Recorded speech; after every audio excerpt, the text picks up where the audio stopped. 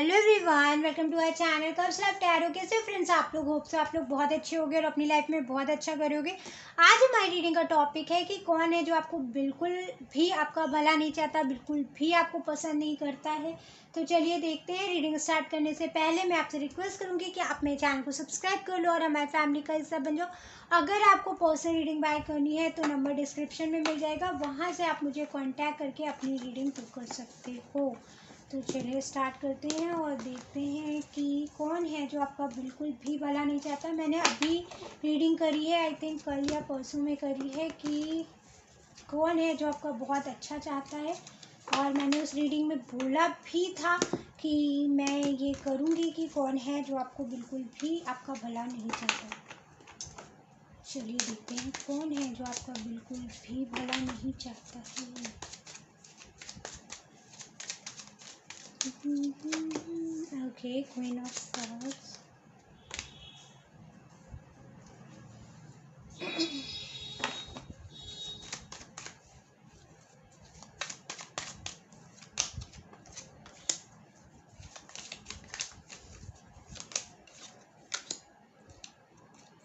कुछ लोगों के लिए फैमिली में ही है।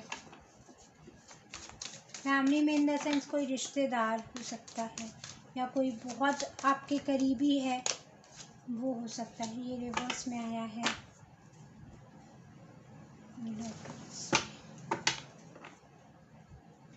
तो जो इंसान आपका बिल्कुल अच्छा नहीं चाहता, मैं ये बता दूँ, ये इंसान बहुत ऑथोरेटिव है। मतलब इसको अपनी बात मनवाने की आदत है। अगर इसने कह दिया है कि आपको नहीं जाना है तो नहीं जाना है ना। अगर इसने कह दिया है कि आपको ये काम करना है तो करना है। आप उसमें अच्छे खुश हो ना खुश हो, इससे उसको कोई मतलब नहीं है। आई फील दैट ये जो भी है ये आपसे उम्र में बड़े हैं। आप ये पेरेंट्स तो नहीं हो सकते गाइज।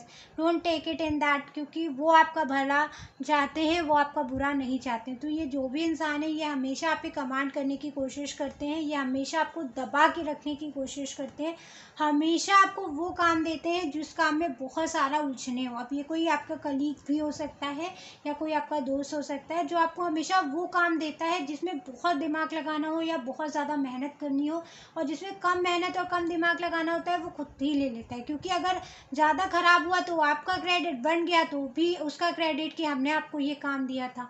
तो दोनों तरफ से उसी की बड़ाई होनी है, आपका कुछ नहीं होना है। वो जानता है तो वो कहीं ना कहीं आपका यूज़ करता है काम में।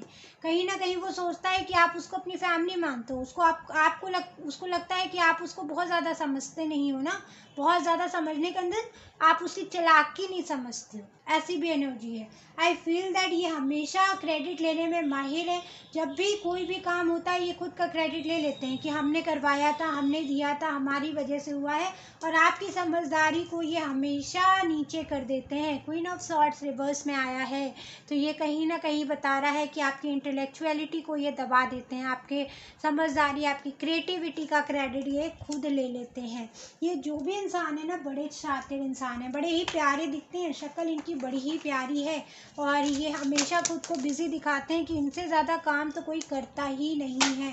खुश मिजाज हो सकते हैं, बहुत ज़्यादा मीठी बातें करना इनका शौक़ है ना। इनको लगता है कि बातें अगर आवाज़ में मिठास हो तो फिर इंसान आपके इशारों पे नाचता है। डिफरेंट कलर्स ऑफ फेसेस हैं इनके, है ना। कुछ लोग इनको बहुत अच्छे से जानते हैं और ये आपको अवेयर भी करते हैं, लेकिन आपको इनमें कोई खराबी इसलिए नहीं नज़र आती है क्योंकि अभी तक आपका इनकी वजह से कोई नुकसान नहीं हुआ है।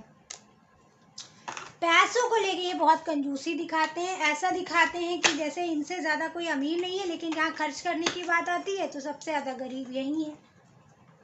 आई फील दैट कि ये जो भी है ना, इनकी नज़रें हमेशा हमेशा उस चीज़ पे रहती है जहाँ कम मेहनत पैसा ज़्यादा, जहाँ कम मेहनत क्रेडिट ज़्यादा, है ना। हमेशा रिस्क लेने से बचते हैं ये और आपको आगे कर देते हैं। अरे हम हैं तो तुम काहे डर रहे हो, हम करवा देंगे ना। लेकिन करवाने के टाइम पे ये इंसान गायब हो जाते हैं और आप परेशानी झेलते हो। और आप कहीं ना कहीं इस वजह से काफ़ी बार सुन चुके हो दूसरे लोगों से कि आप काहे सुन लेते हो उनकी। देख रहे हो मेरी लैंग्वेज कहाँ जा रही है। ये ऐसे ही बोलते हैं, इनकी लैंग्वेज थोड़ी सी बड़ी ही वैसी है, मतलब बुझाने वाली है भैया।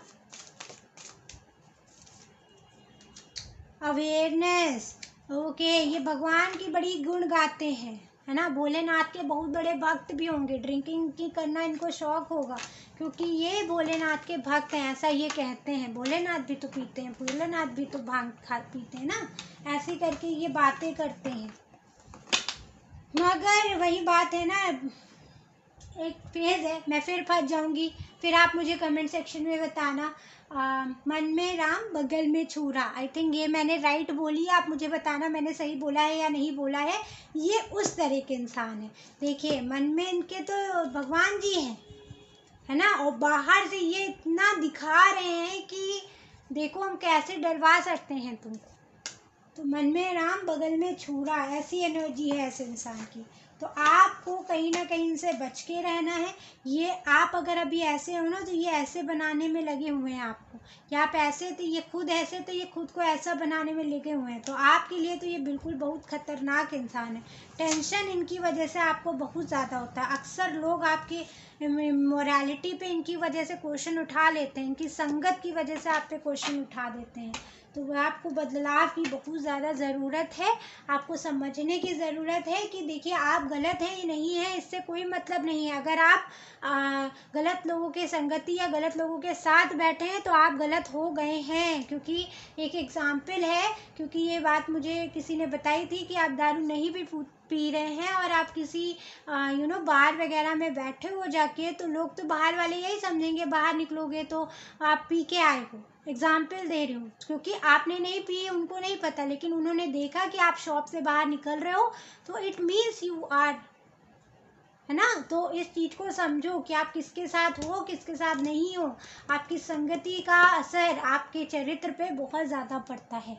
सो ये बात बड़ी ही सिंपल सी है, लेकिन बहुत ही इंटेंस है, तो इसको समझने की ज़रूरत है। ये है आपकी प्यारी सी रीडिंग। होप सो ये आपको अच्छी लगी हो, जैसी लगी हो मुझे कमेंट करके बताइएगा। मिलते हैं नेक्स्ट रीडिंग में, तब तक के लिए बाय, टेक केयर।